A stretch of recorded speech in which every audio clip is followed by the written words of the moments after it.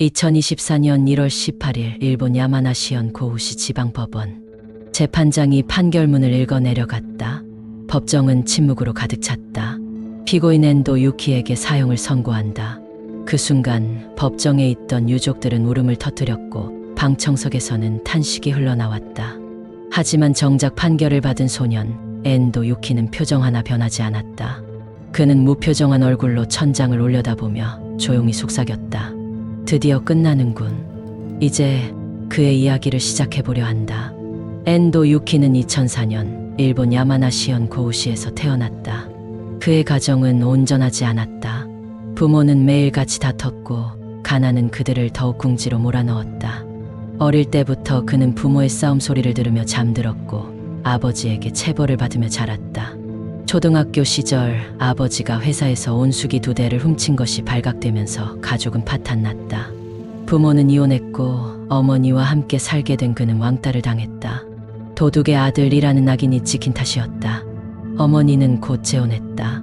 계부는 경제적으로 안정적이었지만 엔도에게는 또 다른 폭력의 시작이었다. 그는 친부보다 더 심한 폭력을 행사했고 결국 새로 태어난 여동생과 부모만 집에서 살고 엔도는 옆집에서 홀로 지내야 했다. 중학생이 되면서 등교를 거부했던 그는 점차 현실과 단절되어 갔다. 그러나 고등학교에 들어가면서 다시금 자신을 바꾸기로 결심했다. 그는 학생회장에 출마했고 비록 당선되진 않았지만 주변 사람들에게 성실한 학생이라는 인상을 주기 시작했다. 그러나 그가 숨기고 있던 어둠은 점점 커져갔다. 고등학교 2학년이 되던 해 그는 같은 학생회 소속의 후배 A를 짝사랑하게 되었다. 조용하고 예의 바른 그녀에게 점점 빠져들었다. 마침내 용기를 내어 고백했지만 A는 정중히 거절했다. 미안해요, 선배. 저 그런 감정은 없어요. 그래도 좋은 선배로 남아주셨으면 해요. 그녀는 최선을 다해 거절했지만 엔도는 거부당하는 것 자체를 받아들이지 못했다. 그는 어린 시절부터 늘 외면당했고 폭력을 당해왔으며 사랑이라는 감정을 제대로 받아본 적이 없었다. A가 자신을 부정하는 것은 곧 자신의 존재 자체를 부정하는 것과 같았다.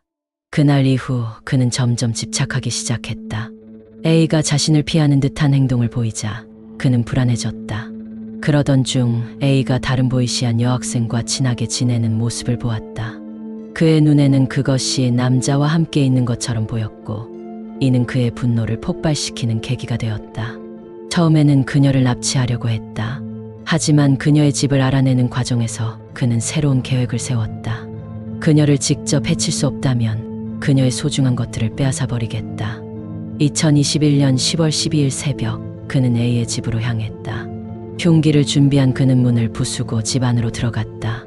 그의 목표는 분명했다. A의 부모는 깊은 잠에 빠져 있었다.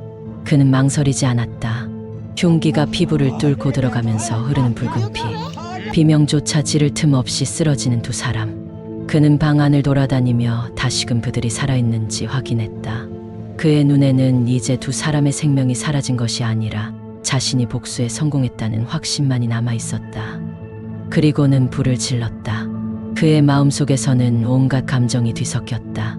복수의 쾌감, 허무함, 그리고 알 수 없는 불안. 다음 날 아침 그는 경찰서로 걸어들어가 조용히 말했다. 제가 했습니다. 2024년 1월 18일 재판이 열렸다. 판사는 물었다. 유족에게 사죄할 마음이 있습니까? 엔도는 잠시 침묵했다. 그러고는 담담한 목소리로 말했다. 어머니에게 폭언을 듣는 것도 싫었고 그게 맞물려서 짜증났고 고백도 거절당했고 집에서 떠나고 싶었습니다. 제가 살아있을 때 피해자와 유족에게 사죄할 마음은 없습니다. 그게 저에게 유리하니까요. 그리고 살고 싶은 생각이 없습니다. 법정은 다시금 침묵에 휩싸였다. 그리고 판결이 내려졌다. 사형. 2024년 2월 2일 그는 항소를 포기했고 사형이 확정되었다. 이 사건은 일본에서 2022년 개정된 특정소년법이 적용된 최초의 사례였다. 특정소년법이란 만 18세 이상 19세 이하의 범죄자에게 성인과 같은 형사처벌을 내릴 수 있도록 만든 법이다. 이는 청소년 범죄가 날로 흉악해지는 상황에서 법의 사각지대를 해소하기 위한 조치였다. 과거 일본에서는 미성년자가 저지른 범죄에 대해 온정적인 판결을 내리는 경우가 많았다. 하지만 1997년 사카키바라 사건 이후 점점 처벌 강화의 목소리가 커지기 시작했다. 그리고 이번 사건을 통해 특정소년법의 실효성이 증명된 것이다. 사회적으로도 이번 판결은 큰 반향을 일으켰다. 소년이라도 그 죄에 맞는 벌을 받아야 한다는 여론이 강해졌고, 동시에 청소년 범죄 예방을 위한 대책 마련이 시급하다는 논의도 활발해졌다. 엔도 유키는 결국 사형수로 남게 되었다. 그는 무엇을 원했을까? 사랑? 복수? 아니면 그저 모든 것을 끝내고 싶었던 걸까?